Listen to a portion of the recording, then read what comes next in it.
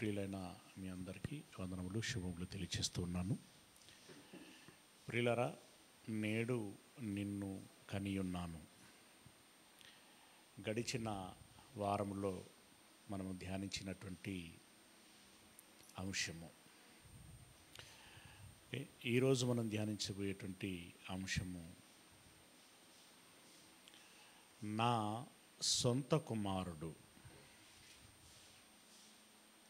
నా సొంత కుమారుడు. ప్రియమైనటువంటి దేవుని వారలారా,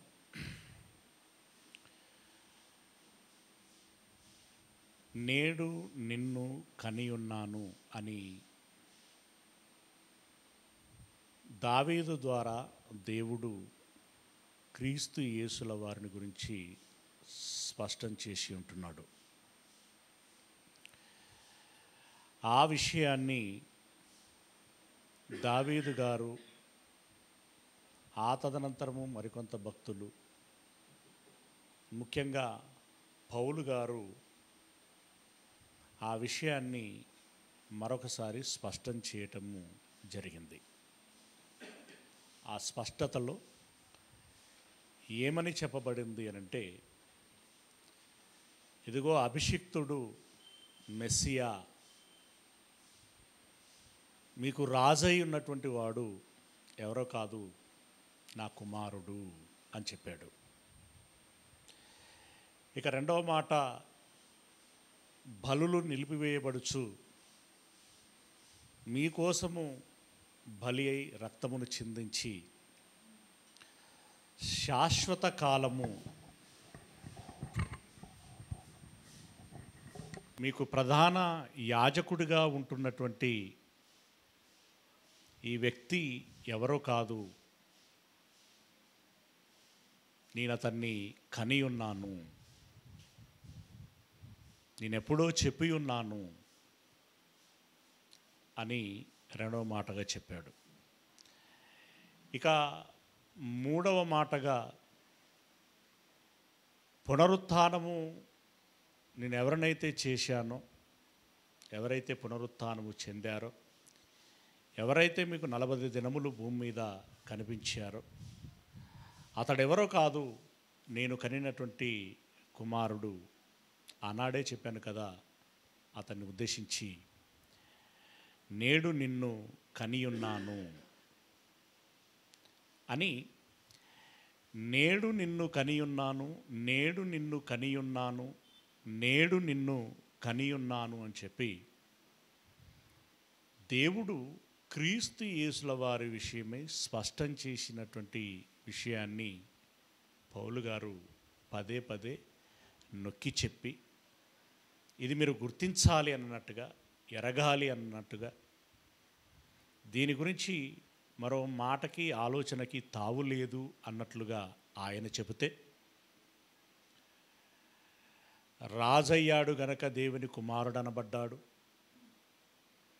యాజకుడయ్యాడు గనక కుమారుడు అనబడ్డాడు, పునరుత్థానము చెందాడు గనక కుమారుడు అనబడ్డాడు అని చెప్పి అర్థం పర్థం లేనటువంటి తమ సొంత విశ్లేషణలను ఇవ్వటము జరుగుచున్నది. క్రిందటి వారమే మనం ఒక మాట చెప్పుకున్నాం. దేవుడు తన కుమారుని గురించి పరిచయం చేస్తున్నాడు. కుమారుడు తండ్రి అయినటువంటి దేవుని గురించి పరిచయం చేస్తూ వస్తున్నారు. ఒకరిని ఒకరు కనపరుచుకుంటున్నారు. వారెవరికైతే అర్థం చేయించాలని అనుకుంటారో వారికి మాత్రమే ఈ తండ్రి కుమారులు అర్థమవుతారు. ఇక వీరొక మాటను తీసుకొస్తున్నారు. ఏంటి అనంటే, అతడు దేవుని కుమారుడు కాదు. గాబ్రియేలు దేవదూత మరియ యొద్దకు వచ్చి ఏం చెప్పింది? దయాప్రాప్తురాలా అని దీవిస్తూ, చదవండి, లూకాసు వార్త 1వ అధ్యాయము లూకాసు వార్త 1వ అధ్యాయం 35వ వచనము. లూకాసు వార్త 1వ అధ్యాయము 35వ వచనము.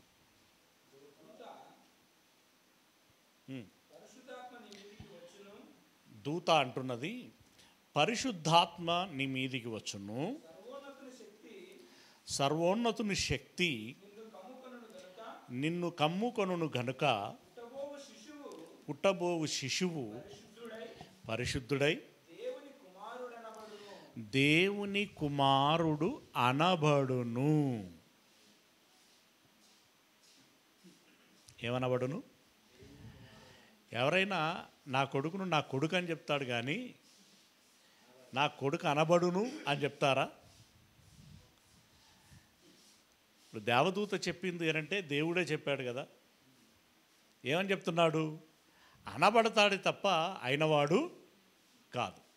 ఇప్పుడు మనం అన్ని దేవతల గురించి మాట్లాడతాం కదా, అవి దేవతలు అనబడినవే తప్ప అయినవి కావు అని మనం ఎలాగైతే మాట్లాడుచున్నామో, ఇప్పుడు కుమారుని గురించి వీరెలాంటి టాకే లేవనెత్తుతున్నారు. ఆయన కుమారుడు అనబడుతాడు. ఎందుకు అనంటే కుమారుడు కాదు కనుక, అంటే కన్న కుమారుడు కాదు కనుక. సాధారణంగా స్పోర్ట్స్ టీచరు ఆ పిల్లవాడు బాగా అభివృద్ధిలోకి వస్తే నా కొడుకు అని చెప్పుకుంటూ ఉంటాడు. అలాగే సంగీత మాస్టర్ తను నా కొడుకు అని చెప్పుకుంటారు. ఇలా ఒక్కొక్క రంగంలో ఉండినటువంటి వారు గురు శిష్యుల బంధంతో పాటు తండ్రి కుమారుల బంధం వరకు అది డెవలప్ అవుతూ ఉంటుంది. అలాగే నా వారసుడు, నా తదనంతరపు వారసుడు, దేంట్లో? ఆటల్లో, పాటల్లో, మాటల్లో, ప్రతి విధమైనటువంటి వాటిలో నా వారసుడు, నా కుమారుడు అని చెప్పుకుంటూ ఉంటారు కదా. అలాగే క్రీస్తు యేసుల వారి యొక్క గుణగణములను బట్టి, తాను సాధించినటువంటి రక్షణను బట్టి, తాను పొందినటువంటి హోదాను బట్టి, చెందినటువంటి పునరుత్థానమును బట్టి, ఆయా గుణములను బట్టి అతడు కుమారుడు అనబడ్డాడే తప్ప నిజానికి కుమారుడు కాదు. ఇదిగో దానికి ఇదే ఆనవాలు అని అంటూ ఈ రెఫరెన్స్ని చూపించటం జరిగింది. మీరేమంటారు మరి?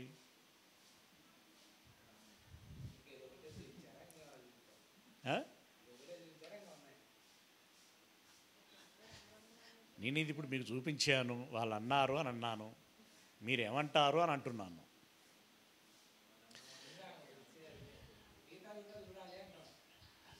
కరెక్టే కదా, మిగతావి కూడా చూడాలి. ప్రియులరా,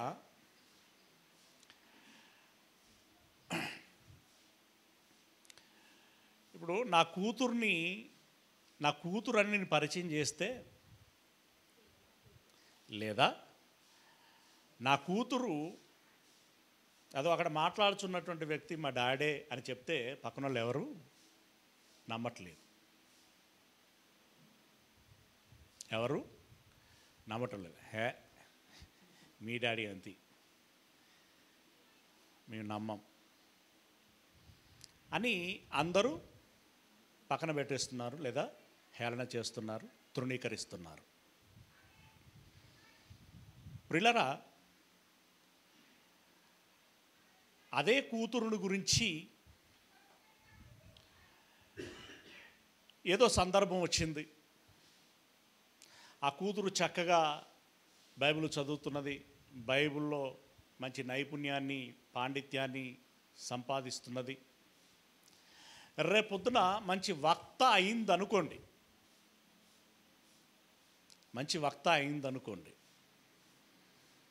చక్కగా వాక్యాన్ని బోధిస్తూ ఉంటే నేనే ఏదో ఒక సందర్భం వచ్చి, ఇదిగో నా కూతురుగా నా వారసత్వాన్ని నిలబెడుచున్నది.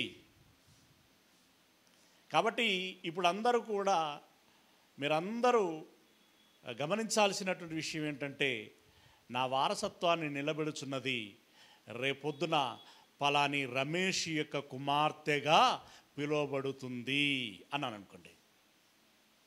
ఇప్పుడు మీరేమనాలి వెంటనే? ఓహో, కుమార్తెగా పిలువబడుతుంది కానీ కుమార్తె కాదన్నమాట. అదే కదా, అంతే కదా. ఇదిగో వీరు మాట్లాడుచున్నటువంటి మాట అలాగే ఉంది. కుమారుడు అనబడుతాడు అని ఎందుకన్నాడు? ఇది ఆలకించట్లేదు. ఎందుకన్నాడు అని అంటే, యేసు ప్రభుల వారు నేను దేవుని కుమారుడను, ఆయన నాకు తండ్రి, నా తండ్రి నాకు చెప్పి పంపించగా ఆ సంగతులనే మీకు నేను బోధిస్తున్నాను. నేను నా తండ్రి చిత్తమును నెరవేరుస్తాను తప్ప నా ఇష్టమును నెరవేర్చుకోను. ఇలా నోరు తెరిస్తే నా తండ్రి, నా తండ్రి, నా దేవుడు, తండ్రి అయిన దేవుడు అనేటువంటి మాటలే మాట్లాడాడు. దేవుని కుమారుడను అని కూడా చెప్పుకున్నాడు. అయితే వీళ్ళు ఎవరైనా దాన్ని నమ్మారా? నమ్మకపోగా ఏమన్నారు? నేను దేవుని కుమారుడను చెబుచు దేవునితో సమానముగా చేసుకుంటున్నాడు అని చెప్పి అతని పట్ల ఒక నిందను మోపుతూ, అంటే జనాలలో ఒక నెగిటివ్ అభిప్రాయాన్ని పెంపొందిస్తూ అతన్ని దోషిగా చిత్రీకరించి శిక్షించాలి అనేటువంటి ప్రయత్నం పలుమార్లు చేశారు. మధ్యలో చివరికి దేవుడు పర్మిషన్ ఇచ్చాడు, తనను తాను అప్పగించుకున్నాడు కాబట్టి వాళ్ళు చంపగలిగారు. కానీ మామూలుగా అంతకుముందే దేవుడు గనక విడిచిపెడితే అంత దాకా ఉండనిచ్చేటువంటి వారు కాదు. ముందే ఎప్పుడో దేవాలయం యొద్ద నుండి తోసేయాలని ప్రయత్నం చేశారే, అప్పుడే చంపేసేవారు. అంటే చంపుతూ రావటానికి పలుసార్లు ప్రయత్నం చేస్తూ వచ్చారు. అంటే వాళ్ళెవ్వరు కూడా దేవుని కుమారుడని విశ్వసించటము లేదు, అంగీకరించటము లేదు, ఒప్పుకోవటం లేదు, తృణీకరిస్తున్నారు, పైగా తప్పు పట్టుకుంటున్నారు. చివరికి అది ఎంత దూరం పోయింది అనంటే చంపేయాలి అనేంత దాకా వెళ్ళింది. ఎంతమంది ఆ అభిప్రాయంలో ఉన్నారు ఆ రోజుల్లో? ఎంతమంది ఉండుంటారండి? ఒక 5% ఉండుంటారా? దాదాపుగా మొత్తం వారే కదా, 99 ఉంటారు. అవునా? అలాంటి పరిస్థితులలో కూడా నా కుమారుడని పిలువబడుతాడు, ఒప్పుకుంటారు అని చెప్పటం దాని ఉద్దేశం. అని చెప్పటం, నా కుమారుడని పిలువబడుతాడు అంటే అదొక డిగ్రీగా దేవుడు చెప్తున్నాడు. అంటే డిగ్రీగానంటే ఇప్పుడు నేను నిన్ను కని ఉన్నాను అనేటువంటి మాట మనం ఆల్రెడీ మనం గత వారం ధ్యానించి ఉంటున్నాం. అంతకుముందు వారం జ్ఞానమును గురించి మాట్లాడుకున్నాం, వాక్యమును గురించి మాట్లాడుకున్నాం. వాటన్నిటిలో దేవుని కుమారుడు అనేటువంటి విషయం స్పష్టం. ఇప్పుడు మనం ఏం ఆలోచిస్తున్నామంటే అనబడును అనేటువంటి మాట గురించి మనం ఆలోచిస్తున్నాం. కనుక దేవుని కుమారుడు అనేటువంటి విషయాన్ని మనసులో పెట్టుకుని అనబడును అనేటువంటి దాని యొక్క మతలబు ఏంటి అనేటువంటి విషయాన్ని మనం అర్థం చేసుకునేటువంటి ప్రయత్నం చేయాలి. ఇప్పుడు అనబడును అనేటువంటి దాని గురించి అతడు మాట్లాడుతున్నటువంటి విషయం ఏంటంటే, నేను స్పష్టం చేశాను నా కుమారుడు గురించి, నా కుమారుడు స్పష్టం చేశాడు నా గురించి, మా ఇద్దరికి మంచి అవగాహన అనుబంధమే ఉంది. కానీ లోకులు ఆయనను ఒప్పుకోరు. ఆ మాట ముందే చెప్పాడా? ఎస్. ఎంతమంది ప్రవక్తలు చెప్పలేదు? యెషయా గ్రంథంలో ఎందుకు సిలువ వేస్తారని చెప్పాడు, కీర్తన గ్రంథంలో ఎందుకు సిలువ వేస్తారు, చంపుతారని చెప్పాడు. కారణాలు అవే కదా. అతను ఒప్పుకోరు, అతను విశ్వసించరు, నమ్మరైరి, ఇలా పదాలు ఎన్నున్నాయి, చాలా ఉన్నాయి. అలా నమ్మనటువంటి, లోకమంతా నమ్మనటువంటి కాలములో కూడా నేను ఎవరికైతే అర్థం చేయించదలుచుకున్నానో వారు నా కుమారుని గురించి నా కుమారుడని బాహటముగా ఒప్పుకుంటారు, సాక్ష్యము ఇస్తారు, అతడు దేవుని కుమారుడయ్యా అని చెప్తారు అనేది దేవుడు చెప్పదలుచుకున్నటువంటి ఉద్దేశం. అది మరి అలా ఎవరైనా చెప్పారా? చెప్పండి, ఎవరెవరు చెప్పారు? చెప్పారంటున్నావు, ఎత్తుకోకుంటున్నావు.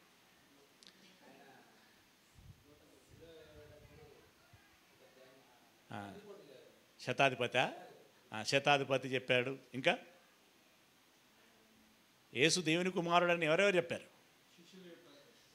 ఎప్పుడు? ఓకే, పేతురు చెప్పాడు, శిష్యులు చెప్పారు. ఓకే, ఇంకా సాతాను చెప్పింది. Very good. సాతాను చెప్పింది అని వీళ్ళు చెప్పలేకపోతున్నారే. ఓకే, ఆ తర్వాత చూద్దాం. ఓకే, ఎవరెవరు చెప్పారు? ఫస్ట్ పర్సన్ పేతురు దగ్గరికి వద్దాం. మత్తయి సువార్త 16వ అధ్యాయము 16వ వచనం. ఫాస్ట్గా రెఫరెన్స్ జాన్ ఉంటాయి. మత్తయి సువార్త 16వ అధ్యాయం 16వ వచనం. సీమోను పేతురు, నీవు సజీవుడైన దేవుని కుమారుడవైన క్రీస్తువని ఏమని ఒప్పుకున్నాడు ఆయన? దేవుని కుమారుడవయ్యా నీవు. అంటే ఇప్పుడు పేతురు ద్వారా దేవుని కుమారుడు అనబడ్డా లేదా? అది మాట. పైగా అప్పుడేమన్నాడు యేసయ్య? సాతానా, నా వెనుకోకపో, నేను దేవుని కుమారుడనేంటి అన్నాడా?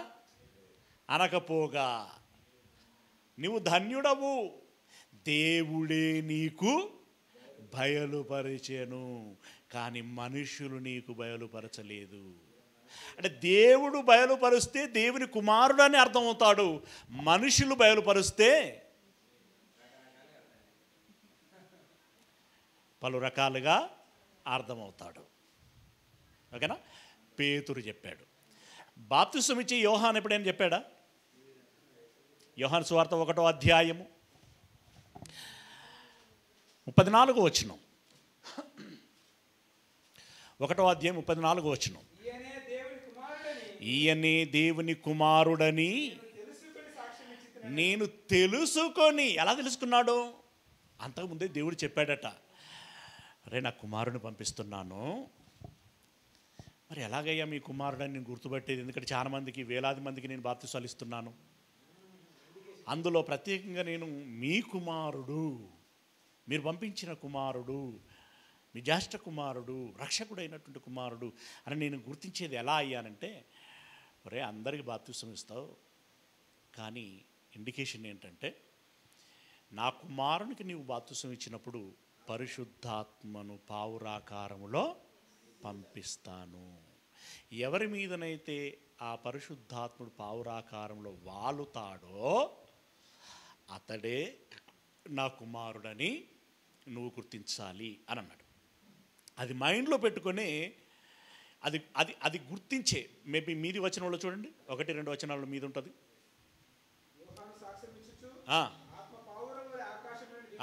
ఆత్మ పావురం వలె ఆకాశము నుండి దిగి వచ్చుట చూచి తిని, ఆ ఆత్మ ఆయన మీద నిలిచెను. నేను ముందుగా ఎరగనైతిని. మామూలుగా వచ్చి నాకు బాప్తిసం ఇవ్వనంటే నేను ఎరగనైతిని, కానీ నీళ్ళలో బాప్తిసం ఇచ్చుటకు నన్ను పంపినవాడు, ఎవని మీద ఆత్మ దిగి వచ్చుట నీవు చూచుతువో ఆయనే పరిశుద్ధాత్మలో బాప్తిసం ఇచ్చువాడని నాతో చెప్పాను. ఈయనే దేవుని కుమారుడని నేను తెలుసుకొని సాక్ష్యం ఇచ్చి తిని అనెను. ఇప్పుడు మన మత్తయి గారు చెబితే ఏమన్నాడు యేసుప్రభుల వారు? దేవుడు నీకు బయలుపరిచాడు అని అన్నాడు. ఆ పేతురు గారు చెప్తే, అంటే మత్తయి సువార్తలో పేతురు గారు చెప్పినట్టు మాట. పేతురు గారు చెబితే దేవుడే నీకు బయలుపరిచారు అని అన్నాడు. ఇప్పుడు యోహాను గారు చెప్తే యోహాను గారికి ఎవరు బయలుపరిచారట? దేవుడే బయలుపరిచాడు. అంతేనా? రైట్. అంటే ఇద్దరు ఏమని చెప్పుకున్నారు? దేవుని కుమారుడు అని చెప్పారు. ఓకేనా? మరొక వ్యక్తి గురించి ఆలోచిద్దాం. నతనయేలు తెలుసా? నతనయేలు ఆయన ఏమని చెప్పాడు చూడండి. అదే సువార్త 49వ వచనం, 1వ అధ్యాయము 49వ వచనము. నతనయేలు, బోధకుడా నీవు దేవుని కుమారుడవు. చాలు. నతనయేలు ఒప్పుకున్నాడు దేవుని కుమారుడు అని. ఓకేనా? రైట్. మార్తమ్మ తెలుసు కదా మనకి. మనం వంటలమ్మ అని మాత్రమే అనుకుంటాం. వంటలక్క ఎవరు ఉన్నారు కదా. కానీ జ్ఞానవంతురాలు కూడా. అవునా? అవును. 11వ అధ్యాయము, యోహాను సువార్త 11వ అధ్యాయము 27వ వచనం. 27వ వచనం. ఆమె, అవును ప్రభువా, నీవు లోకమునకు రావలసిన దేవుని కుమారుడవు. దేవుని కుమారుడవగు క్రీస్తువని నమ్ముచున్నాను. దేవుని కుమారుడవగు క్రీస్తు అని నమ్ముచున్నాను. దేవుని కుమారుడవగు అంటే ఈ సబ్జెక్ట్ ఆమెకి ఇంతకుముందు లీక్ అయిందా? ఎస్. ఎలా? దావీదు గారు చెప్పారు. ఆమె ఇంటెన్షన్ అది. మాకు దావీదు గారు చెప్పారు, దేవుని కుమారుడు మా రక్షణ కోసము మాకు రాజుగా వస్తాడు అని చెప్పాడయ్యా. ఆ లక్షణములు మీలో పుష్కలముగా కనబడుచున్నాయి. మీరు దేవుని కుమారుడవైనటువంటి క్రీస్తువు. ఓకేనా? ఒక పేతురు గారు చెప్పారు, ఒక నతనయేలు చెప్పాడు, యోహాను చెప్పాడు, మార్త గారు చెప్పారు. ఎంతమంది అయ్యిండ్రు? 4. మత్తయి సువార్త 14వ అధ్యాయము 33వ వచనం. మునిగిపోయిందిరా, మన పని అయిపోయిందిరా, మన కొంపలు నాశనం అయిపోయినాయిరా అని అనుకుంటున్నటువంటి తరుణములో యేసు ప్రభుల వారు సముద్రమును గాలిని గద్దించాడు. బతికిపోయినవురా అని చెప్పి భరోసాతో, ఈ పని ఎవరు చేయగలరు అనంటే ఫలానా ఆయన మాత్రమే చేయగలడని అప్పుడు గుర్తించి వారందరూ మాట చెప్పారు. చూడండి 14వ అధ్యాయం 33వ వచనం మత్తయి సువార్త. వారు దోణి ఎక్కినప్పుడు గాలి అణిగెను. అంతటా దోణిలో ఉన్నవారు వచ్చి, నీవు నిజముగా దేవుని కుమారుడవని చెప్పి. నిజంగానా? నిజంగా దేవుని కుమారుడా? నిజముగా దేవుని కుమారుడు. శిష్యులు వీళ్ళు ఎంతమంది? ఇక్కడైతే కనీసం 12 మంది, ఇంకా ఎక్స్ట్రా ఉంటే ఉండొచ్చు. అవునా? ఇప్పుడు ఎంతమంది అయ్యిండ్రు? 5ఏనా? వాళ్ళు 4, 3 అనుకో, పేతు మళ్ళీ ఇంక్లూడ్ అయ్యింది కదా. 12, 3. ఓకేనా? 15 మంది అయింది. అవునా? ఇంకెవరైనా చెప్పారా చూద్దాం. అపోస్తల కార్యములు 9వ అధ్యాయం 20వ వచనం. అపోస్తల కార్యములు 9వ అధ్యాయం 20వ వచనం. సమాజ మందిరములలో ఏమంటున్నాడు? యేసే అంటే దాని అర్థం ఏంటో తెలుసా? యేసు పేరు చెప్పుకొని తిరుగుతున్న వాళ్ళు చాలామంది ఉన్నారు. వాళ్ళు ఎవరో కాదు, ఇదిగో ఈ యేసే దేవుని కుమారుడని ఆయనను గురించి ప్రకటించుచు వచ్చాను. యేసే దేవుని కుమారుడు. కుమారుడు వీళ్ళందరూ కుమారుడు అన్నారా? కుమారుడు అనబడినవాడు అని అన్నారా? మరి దేవుడు ఎందుకు కుమారుడు అని అనబడతాడు అని చెప్పి దేవదూత ద్వారా చెప్పించాడు? వాళ్ళ ఓపెన్ స్టేట్మెంట్ ఇస్తారయ్యా అని చెప్పడం దాని ఉద్దేశం. నేను ఇందాక మాట్లాడింది అర్థమైంది కదా. పిలువబడతాడు.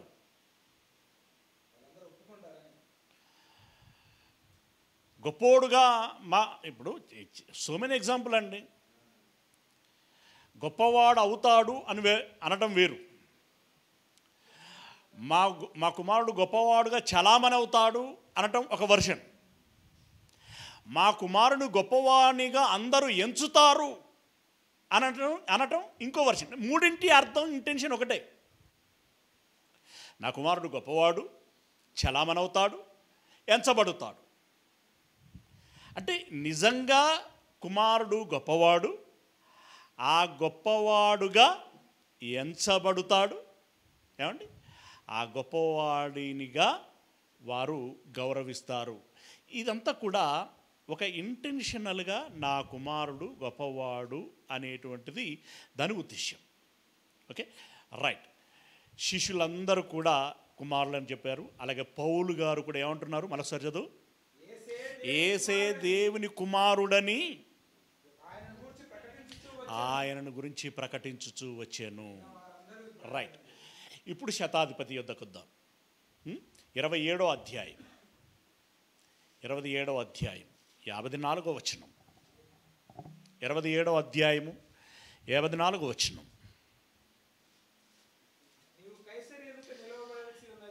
నీవు కైసరు ఎదుట నిలవవలసి ఉన్నది. ఎక్కడ కరెక్టేనా? చదివాను. మత్తయి సువార్త 27వ అధ్యాయము 54వ వచనం. నువ్వు లూకా అపొస్తలుల కార్యములు తీసినావా? మత్తయి సువార్త 27వ అధ్యాయం 54వ వచనం. ఏం జరిగింది అప్పుడు? అక్కడ పెద్ద భూకంపం వచ్చింది, తెర తినిగిపోయింది. ఇక ఆయన ఎప్పుడు చూడనటువంటి ఒక ప్రకృతి విపత్తు జరిగింది. ఒక హెచ్చరిక వచ్చింది. మేము ఎంతోమందిని సిలువ వేశాం, కానీ ఎవరి విషయంలో ఇలా జరగలేదు. ఆయన బ్రతికి ఉన్నప్పుడు పదే పదే నేను దేవుని కుమారుడని చెప్పుకుంటే వీళ్ళు ఎవరు నమ్మకపోయిరి. వీళ్ళు ఏదో కంప్లైంట్ ఇచ్చి కేసు పెడితే మా ఆయన తీర్పు తీర్చే మా అధిపతి పిలాతు తీర్పు తీర్చి చంపండి, మీరు పోయి సిలువ వేయండి అని అంటే మేము వచ్చి దాదాపు వచ్చి సిలువ వేస్తే, ఇప్పుడు తీరా చూస్తేనే దేవుని కుమారుడు అని తెలిసిపోయాయి. రేపొద్దున మా పరిస్థితి ఏంటి? ఇంత డైలమా ఉంటుంది అందులో. ఏమైనా ఉన్నదా మీద మొదలు? ఏమన్నది? ఎన్నో వచ్చినాం? 43వ వచనం. నేను దేవుని, ఇవన్నీ కాంప్లైంట్స్ అండి. నేను దేవుని కుమారుడు అని చెప్పాను. సరే, అవన్నీ శతాధిపతికి అక్కడే ఉన్నాడు కాబట్టి ఆ జడ్జిమెంట్, వీళ్ళ కాంప్లైంట్స్, ఆ జడ్జిమెంట్ అదంతా విన్నవాడు అనమాట. అంతకుముందు నుండే ఆ టాక్ నడుస్తుంది. శతాధిపతిగా అదంతా వెల్ నోన్.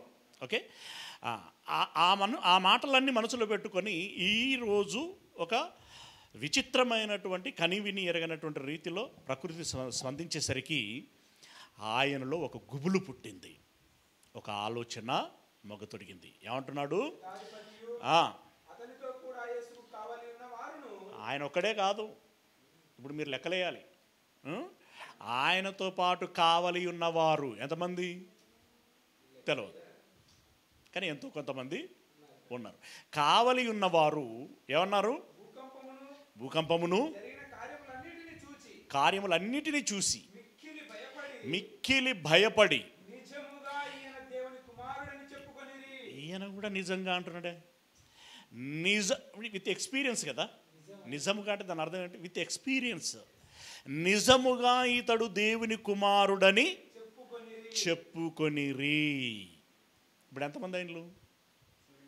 కావలి వారు అని అంటే ఓ 10 మంది వేసుకోండి అప్రాక్సిమేట్లీ. ఇద్దరు అటు అవ్వచ్చు, లేకుంటే ఇటు అవ్వచ్చు. అంటే ఇప్పుడు ఎంతమంది అయినలు? 27 అయినలా? సరే, 30 మెంబర్స్ వేసుకోండి ఒప్పుకున్నవారు. ఒప్పుకున్న వాళ్ళు ఎంతమంది మరి? ఇశ్రాయేలు అందరు కదా. ఇంతమంది ఒప్పుకోరు, కొంతమంది ఒప్పుకుంటారు. ఆ కొంతమందిని దృష్టిలో పెట్టుకొని ఇతడు దేవుని కుమారుడని పిలువబడుతాడు. వాళ్ళ నోట, ఆ కొద్ది మంది నోట చాటబడుతుంది. ఇప్పుడు శతాధిపతి ఇచ్చింది కూడా సాక్ష్యమే, అవునా? వీళ్ళందరూ ఒప్పుకున్నారు. వీళ్ళందరూ యేసే దేవుని కుమారుడని పౌలు గారు బలంగా చాటారు. గనక ఈ ఒప్పుకుంటున్నటువంటి వారెవరైతే ఉన్నారో వాళ్ళని దృష్టిలో పెట్టుకొని గబ్రియేలు దూత మరియతో చెప్పింది, అమ్మా, నీకు పుట్టబోయేటువంటి బిడ్డడు ఈ లోకంలో సామాన్యుడిగా పిలువబడడు, స్వయాన దేవుని కుమారుడని పిలువబడుతాడు, గొప్పవాడు నీ గర్భమున జన్మించబోతున్నాడు అనేటువంటి విషయాన్ని చెప్పేటువంటి ఉద్దేశంతో దేవుని కుమారుడు అనబడును అనేటువంటి మాట. అంటే దాని అర్థం ఏంటంటే, మిగిలిన వారు ఒప్పుకోరు, మిగిలిన వారు తృణీకరిస్తారు, మిగిలిన వారు అపహాస్యం చేస్తారు, మిగిలిన వారు తిడతారు, కొడతారు, అవసరమైతే చంపుతారు. అయినా సరే నేనెవరికైతే అర్థం చేయించాలని తలంచుతానో, నా కుమారుడు ఎవరికైతే అర్థం చేయించాలని తలంచుతాడో వారు మాత్రమే అర్థం చేసుకొని అనుభవముతో నిజముగా ఇతడు దేవుని కుమారుడే అని చెబుతారు అని చెప్పేటువంటి ఉద్దేశంతో దేవుడు ఇతడు వారి నోట దేవుని కుమారుడని ఎంచబడుతాడు, పిలువబడుతాడు, అనబడుతాడు అని చెప్పి దేవుడు అన్నాడు. ఓకే, దయ్యం కూడా అన్నది కదా, అదొకటి కూడా ఇన్ని చూసినాం, అదొకటి ఎందుకు చూడద్దు, చూద్దాం. మత్తయి సువార్త, దయ్యాన్ని కూడా రెస్పెక్ట్ చేద్దాం. మత్తయి సువార్త 8వ అధ్యాయము 29వ వచనం. 8వ అధ్యాయము 29వ వచనం. వారంటే ఎందరు? అనేకులు, దయ్యాల టీం అది, ఒక దయ్యం కాదు, బృందం. ఓకే, బృందావనంలోని బృందం. దయ్యాలు, ఇదిగో దేవుని కుమారుడా, నీతో మాకేమి అని అన్నారు. అంటే దయ్యాలు కూడా ఏమైనా ఒప్పుకుంటున్నాయి? దయ్యాలు ఎవరు? ఒకప్పుడు దేవదూతలు కదా, దేవుణ్ణి దగ్గర నుండి చూసిన వాళ్ళు కదా. ఆ దేవుణ్ణి దగ్గర నుండి చూసినప్పుడు అప్పుడు యేసుప్రభుల వారు అక్కడ ఉన్నారా లేరా? అప్పుడు వాళ్ళ రిలేషన్ వాళ్ళకు తెలుసా లేదా? ఈయన అనబడినోడు కానీ అక్కడ అంత ఆయనకు సినిమా లేదు అని అన్నారా వాళ్ళు? దేవుని కుమారుడా, ఇంత ఓపెన్ స్టేట్మెంట్ ఉన్న తర్వాత వీళ్ళకి ఎందుకు పుడతాయో ఈ రకరకాల బుద్ధులు, రకరకాల ఆలోచనలు? దయ్యం కూడా ఎంత తెలివిగా అది మాత్రం దేవుని కుమారుడా అని పిలిచింది, వీళ్ళ చేత మాత్రం ఏమండి ఇంకొక రకంగా పిలిపింపచేస్తున్నది. Okay, right. అంటే గాబ్రియేలు దేవదూత, నువ్వు దేవుని నీకు కుమారుడు పుడతాడు, అతను దేవుని కుమారుడు అనబడుతాడు అనేటువంటి మాట వెనకాల ఉన్నటువంటి ఆంతర్యము ఇది. ఓకేనా, రైట్. దేవుని కుమారుడు అనబడుతాడు అని ఇక్కడ అన్నప్పుడు సరే, అదేంటో ఇక్కడ మనం విశ్లేషణ చేసుకున్నాం. అయినా కూడా ఇంకొంచెం అర్థం చేసుకునేటువంటి ప్రయత్నం చేద్దాం. అనబడుతాడు అనేటువంటి దానికి వీళ్ళ సొంత నిర్వచనం ఏమిచ్చారు? కుమారుడు అయితే నా కుమారుడు అని చెప్తాడు, కానీ కుమారుడు అనబడుతాడు అని ఎందుకంటారు? మీరు ఎవరైనా అంటారా మీ పిల్లల్ని అట్లా? మీ పిల్లలు అని చెప్తారా? మా పిల్లలు అనబడతారని చెప్తారా? మీరు ఎవరికైనా పరిచయం చేసేటప్పుడు పిల్లలనే చెప్తారు కదా. ఈ కాంటెక్స్ట్ అర్థం కాక దానికి వాళ్ళ వివరణ ఇచ్చుకుంటున్నారు, సొంత వివరణ. ఇప్పుడు బైబిల్లో ఒక విషయం పట్ల తుది నిర్ణయానికి ఎలా రావాలని మనకు తెలిసిన సూత్రం ఒక రెఫరెన్స్ తోటి కాకుండా ఎక్కడెక్కడనైతే వచనాలు రాయబడి ఉన్నాయో వాటన్నిటిని క్రోడీకరించి దాంట్లో నుండి అసలు సిసలైనటువంటి భావాన్ని మనం తీసుకోవాలి. ఓకేనా, రైట్. ఇప్పుడు అదే అంటే దేవదూత చెప్పింది అంటే దేవుడు చెప్పాడు అన్నట్టే కదా, దేవుడు చెప్పి పంపించి ఇలా చెప్పిపో అని అన్నట్టే కదా. మరి అదే దేవుడు తన కుమారుని గురించి ఏమని చెబుతున్నాడో మళ్ళొకసారి చూద్దామా? తన కుమారుని గురించి ఏమని చెప్తున్నాడో ఒకసారి చూడండి. యోహాను సువార్త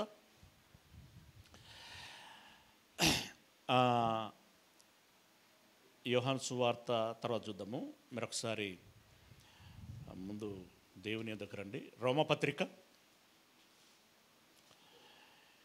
8వ అధ్యాయం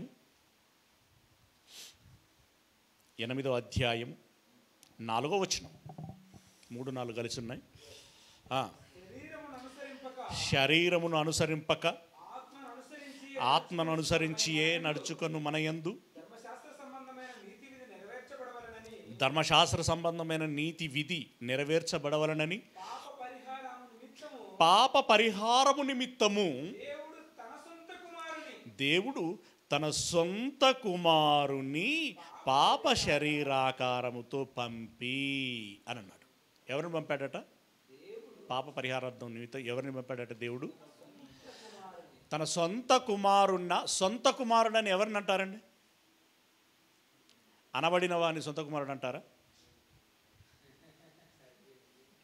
ఇట్లా అంటే కొత్త డిక్షనరీ రాయాల. అవునా?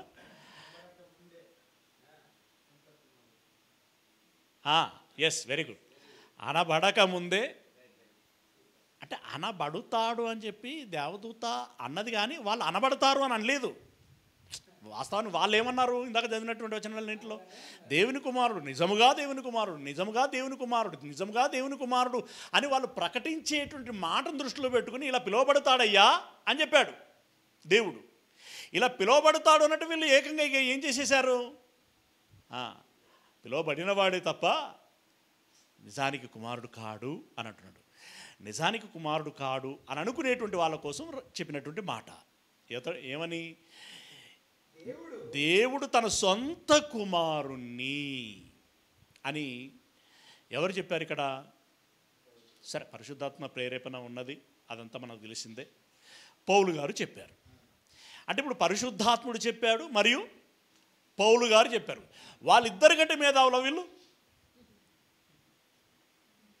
సొంత కుమారుడని వాళ్ళిద్దరు చెప్పారు. వాళ్ళిద్దరికంటే మేధావులా? ఏది దేవుడు అనబడునో, ఏది పూజింపబడునో దానికంతటి పైగా వాడు తను తానే హెచ్చించుకొని దేవుని ఆలయంలో కూర్చుంటాను అని చెప్పి తనకు తానే దేవుని కంటే ఎక్కువగా ఊహించుకున్న వ్యక్తి ఒకరు ఉన్నారు కదా, వాడి లక్షణాలు బహుశా అర్థమైందా? వీరిలో వచ్చి ఉండటం మూలంగానే పరిశుద్ధాత్మ చెప్పింది, పౌలు గారు చెప్పింది పక్కకు పెట్టి వీరు మా తండ్రిని మాకు బయలుపరిచాడు అని చెప్పి వీళ్ళొక కొత్త విధానాన్ని బోధించటం అనేటువంటి జరుగుతున్నది. మీరు మీ తండ్రి యొక్క అపవాది పిల్లలు అన్నాడు కదా యేసయ్య. అందుకే మీరు వాడి మాటలు వింటున్నారు, వాడు చెప్పినట్టుగా చేస్తున్నారు. అది నిజం. నేనేం వ్యక్తిగతంగా కక్షలు కట్టుకొని చెప్తున్నటువంటి మాట కాదు. అంతర్లీనంగా దాని దాగి ఉన్నటువంటి మతలబ్ అదే. ఓకేనా? 32వ వచనం ఇందులోనే. తన సొంత కుమారుణ్ణి అనుగ్రహించుటకు వెనుక తీయక మనందరి కొరకు అని చెప్పి చెప్పాడు. ఇక ఎవరిని అనుగ్రహించారట? తన సొంత కుమారుణ్ణి అనుగ్రహించెను. సొంతం అంటే చెప్పండి, ఇప్పుడు మీకు అర్థమైన భాషలో చెప్పండి. అది గ్రాంధికంలో మీకు అర్థమవుతున్నదా, వాడుక భాషలో మీకు అర్థమవుతున్నదా, ఏం అర్థమవుతుంది, దాని భావం మీకు ఏమని అర్థమవుతుందో చెప్పండి. అంటే ఇప్పుడు ఉదాహరణ మన సొంత పిల్లలు అన్నాం అనుకోండి. మన రక్త మాంసములు పంచుకొని పుట్టినటువంటి పిల్లలను సొంత పిల్లలు అంటామా? పెంచుకున్నోళ్ళనో, దత్తత తీసుకున్నోళ్ళనో, లేకుంటే ఇందాక మనం రకరకాల ఏంటవి రంగాలు వాటిలో రాణించినటువంటి వారిని బట్టి వాళ్ళ గురువులు ఎవరైతే ఉన్నారో వాళ్ళు చెప్పుకున్నట్టుగా ఆ విధానంలో ఉన్నటువంటి వారిని నా సొంత కుమారులు అని చెప్పుకుంటారా? ఇప్పుడు క్రీడాకారుడు ఎవడైనా ఉంటే నా సొంత కుమారుడు అని వాళ్ళని చెప్పుకున్నారనుకోండి, అంటే ఈయనకే పుట్టిండా అని అంటారా లేదా? నా సొంత కుమారుడు అన్నాడు అనుకోండి బహుశా, ఒకవేళ అంటే ఈయనకే పుట్టాడు అది ఆయన గురువు కాబట్టి అలా చెప్పుకున్నాడు. మరి ఆయన సొంత తండ్రి ఎవరు అంటారా లేదా? వెంటనే వెంటనే అంటారు. ఆయన సొంత తండ్రి ఎవరు? వాళ్ళ సొంత తండ్రి ఎవరు అని అంటే నిజంగా అతనికి అవార్డో రివార్డో ఇచ్చినప్పుడు స్టేజ్ మీద పరిచయం చేయిస్తారు. ఇదిగో ఇతని కుమారుడు అంటే సొంత కుమారుడు అనేటువంటి దాని యొక్క డెఫినేషన్ వేరు, దాని మీనింగ్ వేరు. ఇక్కడ సొంత కుమారుడు అనంటే దేవుని యొక్క సొంత కుమారుడు. సొంత కుమారుడు అంటే దేవుడు కన్నాడు, తనలోని భాగాన్ని ఇచ్చాడు. ఇప్పుడు ఇంకొకటి అలగారితం, కనాలంటే భార్య ఉండాలి కదా. సౌత్ కొరియాలో పుట్టించారు భార్యని, ఆదాంకి అవ్వను పుట్టించినట్టుగా దేవునికి భార్యను పుట్టించారు. అయితే భర్త చనిపోయిండు దక్షిణ కొరియాలో, ఇప్పుడు భార్య ఉన్నది. ఇప్పుడు ఆయన దేవుడు కదా, చనిపోయిన ఆయన ఇప్పుడు దేవత. ఎంత టూ మచ్ అండి. దాని పేరట చర్చలు నడుస్తున్నాయి సౌత్ కొరియాలో.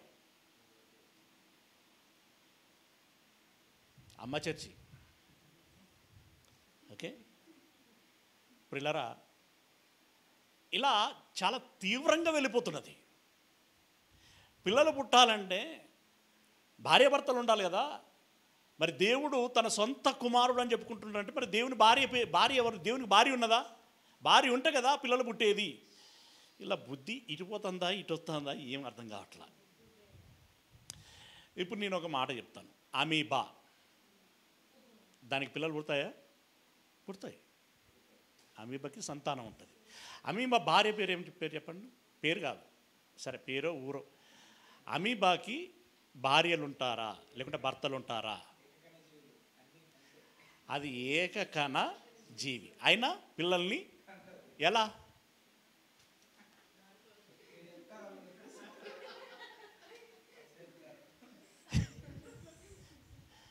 ఏమండి అక్కడ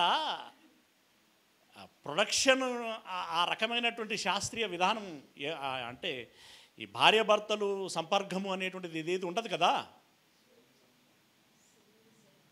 అది ఏమవుతుంది? ఆ అమీబా తనలో ఉన్నటువంటి కేంద్రం, ఆ ప్లాస్మా, దాన్ని అంతటిని విభజిస్తుంది. దాంట్లో నుండి కొంచెం డివైడ్ చేస్తుంది. ఆ డివైడ్ అయ్యి పక్కకు జరిగిపోతుంది అదనమాట. మన తలలో నుండి వెంట్రుక ఇలా ఎంత ఈజీగానైతే బయటకు వచ్చేస్తుందో అలా ఒకటి బయటకు వచ్చేస్తుంది అంతే. అదే దాని పిల్లలు. ఆ పెన్నుంటే చూపెడదాం అనుకున్నాను. మీకు అమీబా గురించి అందరికీ తెలుసు అనుకుంటా.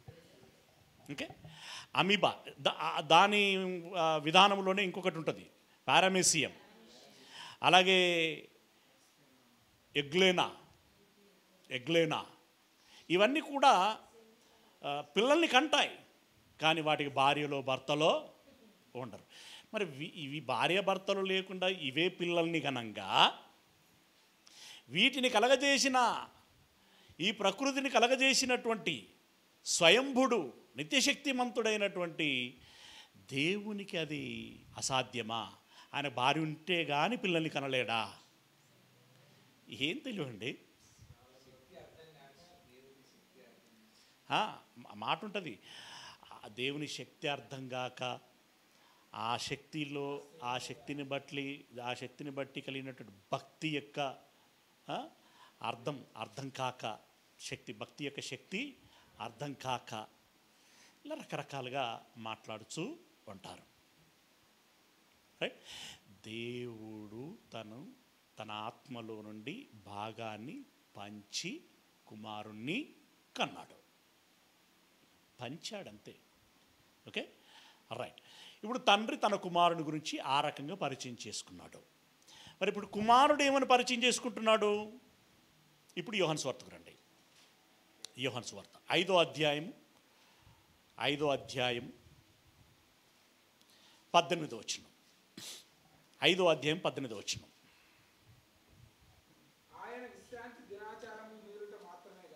విశ్రాంతి దిన ఆచారమును మీరుట మాత్రమే కాక ఏమని చెప్పాడట? నా సొంత తండ్రి. ఇక మీరు అవాకులు చవాకులు వేలకండి. దేవుడు నా సొంత తండ్రి అని చెప్పి తాను దేవునితో సమానునిగా చేసుకుని, మళ్ళీ ఇక్కడ సమానుని అన్న కాడ ఇంకో కాంప్లికేషన్.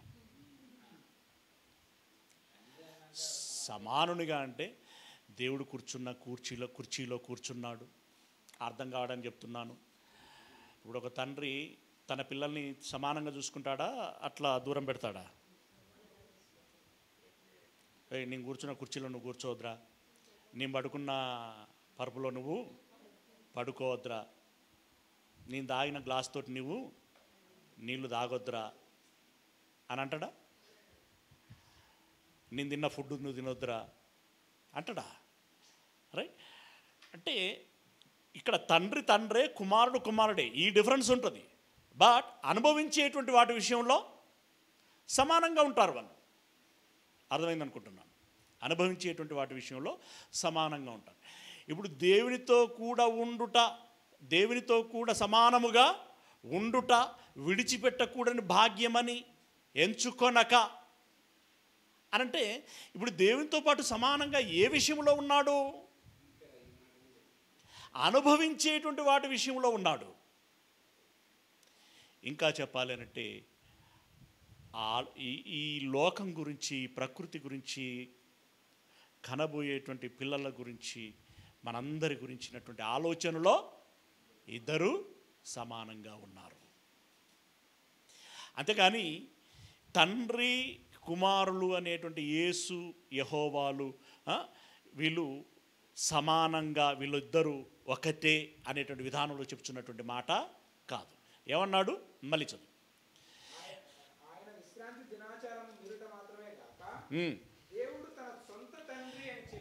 దేవుడు తన సొంత తండ్రి అని చెప్పి తన్ను దేవునితో సమానునిగా చేసుకొనెను. ఇందు నిమిత్తము యూదులు ఆయనని చంపాలని ప్రయత్నం చేశారు. ఏమని చెప్పినకున్నందుకు, ఏమని పరిచయం చేసుకున్నందుకు? నా తండ్రి. ఇక్కడ కూడా ఆయన ఏమన్నాడు? నా సొంత తండ్రి అన్నాడా? నా తండ్రి స్థానంలో ఉన్నవాడు, లేదా తండ్రి అనబడినవాడు, నాకు ఇలా రాజరికం ఇచ్చాడు, యాజకత్వం ఇచ్చాడు, పునరుత్థానం చెందిస్తాడు కాబట్టి తండ్రి అనబడతాడు అని అన్నాడా?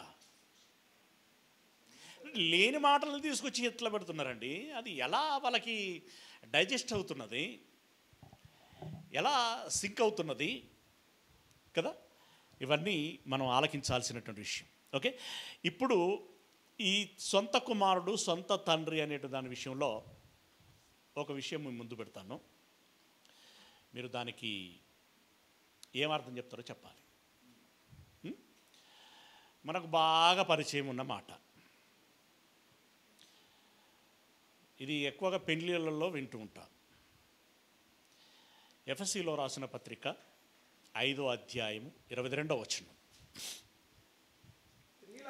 ఎఫెసీలో రాసిన పత్రిక 5వ అధ్యాయం 22వ వచనం. ప్రియులారా, స్త్రీలారా ప్రభువునకు వలె యేసయ్యకు మీరు ఎలాగనైతే లోబడుచున్నారో, ఎవరికి లోబడు అన్నాడు? సొంత పురుషులు అని అంటే ఎవరు? భర్తని కదా అక్కడ. భర్త అనబడినవాడా?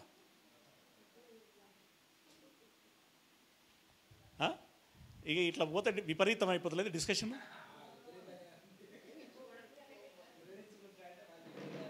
ఇక ఇంకా కాసేపు వింటే మనకే విసుగొస్తుంది. వాళ్ళు ఏదేదో మాట్లాడుకున్నారు, ఇక సాల్తీ అన్న మనకు అర్థమైపోయింది అన్నట్టుగా వస్తుంది అది. మీ సొంత పురుషులకి లోబడి ఉండండి. ఇంకొక మాటకి ఎక్కువ మాట్లాడదలుచుకోండి. నేను కూడా తెస్సలోనికీయులకు రాసిన మొదటి పత్రిక 2వ అధ్యాయము, మొదటి పత్రిక 2వ అధ్యాయం 7వ వచనం. అయితే స్తన్యమిచ్చు తల్లి తన సొంత బిడ్డలను గారాబము చేసినట్లుగా, పాలు పట్టే తల్లి తన సొంత బిడ్డ. సొంత బిడ్డ, పెంచుకున్న బిడ్డ, దత్తత తీసుకున్న బిడ్డ, ఊరి మీద బిడ్డ. తల్లి తన సొంత బిడ్డను గారాభం చేసుకున్నట్టుగా. సొంత బిడ్డ అంటే ఎవరు బిడ్డ ఇక్కడ? ఇప్పుడు ఈ తల్లి అని ఏ తల్లిని ఉద్దేశించి చెప్తున్నాడు? లోకములో ఉండేటువంటి ఒక తల్లి. ఆ తల్లిని దృష్టిలో పెట్టుకొని సొంత తల్లి అని చెప్తున్నాడు. అంటే ఇప్పుడు సొంత తల్లి అంటే రక్త మాంసములు పంచుకొని పుట్టేటువంటి బిడ్డ. ఇప్పుడు పుదీనా అనే ఒక బిడ్డ పుట్టింది కదా, నమ్రత. ఓకే, ఇప్పుడు ఆ బిడ్డ సరే తండ్రి సంగతి అలా ఉంచండి. ఇప్పుడు తల్లి యొక్క రక్త మాంసములు పంచుకొని పుట్టిందా లేదా? ఇప్పుడు ఆ నమ్రతని, ఇప్పుడు దీపిక, ఇప్పుడు మామూలుగా మనమే ఆ బిడ్డను పట్టుకొని ఈమె ఎవర్రా అని అన్నాం అనుకోండి, ఏమంటుంది? మా ఆయన బిడ్డ అంటుందా, నా బిడ్డ అంటుందా? ఇంకెవరు బిడ్డు అని అంటుందా? అన్న సీరియస్గా చెప్పాలంటే నా బిడ్డ అనబడుతుంది అంటదా?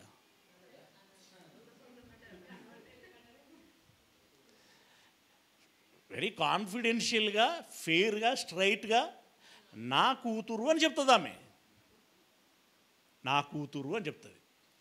ఇప్పుడు లాజర్ని అడిగినాం అనుకోండి, ఎంత తేడా చెప్తాడా? ఇక్కడనే ఉన్నావు కాబట్టి నువ్వే చెప్పే. ఎవరామె? నీ బిడ్డేనా? అనబడింది కాదా? కనబడింది కాదా? ఏమండి, ఇంత ఫేర్గా ఉంది. It's okay, right. యేసు ప్రభుల వారు దేవుని కుమారుడు. ముగింపు, యేసు ప్రభుల వారు దేవుని కుమారుడు. మనమెవరిమి? మనం కూడా అనబడిన వారమేనట.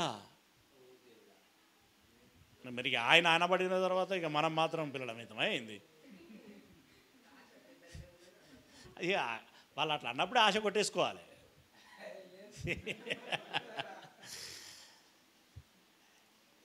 మనము ఇక అఫ్కోర్స్ వర్డ్స్ ఉన్నాయి.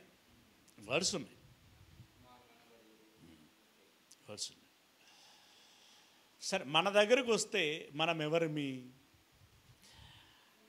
ఆయన స్ట్రైట్గా చెప్పిన పదాలు కొన్ని ఉన్నాయి. మీరు నా కుమారులను కుమార్తెలను యుందురు అని చెప్పేసి అని అన్నాడు. అంటే కుమార్తెలు అంటే మళ్ళీ ఇది భౌతిక సంబంధమైనటువంటి దాన్ని దృష్టిలో పెట్టుకొని అని ఉండొచ్చు కదా, ఇలా రకరకాలైనటువంటి అభిప్రాయాలు పోతున్నాయి. సరే, అది దాని విశ్లేషణ తర్వాత చూసుకుందాం. ఇప్పుడు లోకమంతా సైన్స్ చెప్పేదైనా, చరిత్ర చెప్పేదైనా, సాధారణంగా మనకు అర్థమయ్యేదైనా, మన మూల పురుషుడు ఒక్కడు అనేటువంటిది అందరికీ తెలిసినటువంటి విషయం. ఓకే, మెజారిటీ పీపుల్స్ ఆ ఒకడు ఆదామని కూడా ఒప్పుకుంటున్నారు. ఇంకొకరు అది ఇష్టం లేక వేరే పేరు ఏమైనా చెప్తే చెప్పొచ్చు, కానీ XYZ. సరే, XYZ ఎవరైనా పేరు ఏదైనా కావచ్చు, వ్యక్తి మాత్రం ఒకడే కదా. సరే, వాళ్ళు XYZ సోమని చెప్తున్నారు, మనం ఆదాము అని ఎరిగినటువంటి వారు. ఈ ఆదాము ఎవరికి కుమారుడట? లూకా 3:38 బట్టి దేవునికి సొంత కుమారుడా, అనబడినవాడా?